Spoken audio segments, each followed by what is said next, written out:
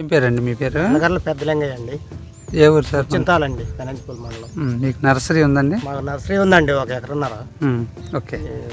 ఇప్పుడు ఈ వెరైటీ చూడటానికి వచ్చారా సార్? వెరైటీ చూడటానికి వచ్చామండి. ఏం వెరైటీ అని చెప్పారు? ఇది ప్రజ్వల్ కంపెనీ షైన్ 1. కాపు బాగుందండి, చిక్కన కాపు, తోట క్వాలిటీ ఉంది. ఓకే. అన్ని కొన్ని సేలు నల్లి వచ్చిపోయినా కూడా ఈ సేను మాత్రం నల్లి కొంగలేదండి, బాగుంది. ఓకే. విత్తనం పెట్టొచ్చు అండి. ఈ విత్తనం పోద్దాం అనుకుంటున్నాం ముందుకు, నేను 2 కేజీలు. రైతులందరూ మెచ్చేలాగా ఉందండి. దీని కాపు విధానము, దీన్ని తెగుళ్ళు తట్టుకోవడం విధానం బాగుందండి, నల్లికి కూడా తట్టుకుంది. కాపు మాత్రం నెంబర్ 1గా కాసిందండి చేను.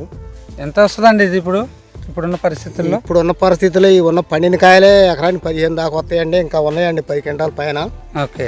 మొత్తం వచ్చేసి 25-30 అనుకుంటుందండి. ఎకరం వచ్చేసి 30 పైనండి. ఓకే. ఇది కూడా తీయండి. ఇంకా ఉంది కాయ? ఇంకా కింద కాయలు ఉన్నాయండి. తాలు కనుక ఏమైనా కనిపిస్తుంది? తాలుకాయ, మచ్చకాయ, తాలుకాయ ఏమీ లేదండి. కాయ మట్టికి క్వాలిటీగా ఉంది.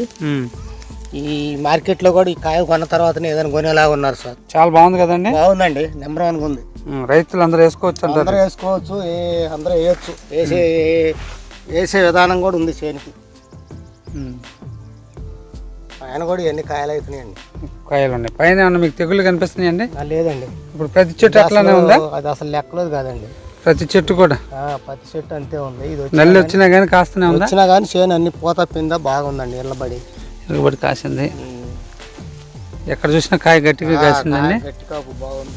కింద నుంచి కూడా బాగా వచ్చిందండి. బాగా చిక్కగా వచ్చిందండి కాపు. అసలు ఎక్కడ తాళ్ళు లేదు? తాళ్ళు లేదు. ఇంత వర్షాలకు కూడా ఎక్కడ తాళ్ళు లేదు. ఈ సంవత్సరం అంత అధిక వర్షాలు కురిసినా కూడా బాగా తాళ్ళు లేదు, చిక్కగా ఉంది కాపు కూడా.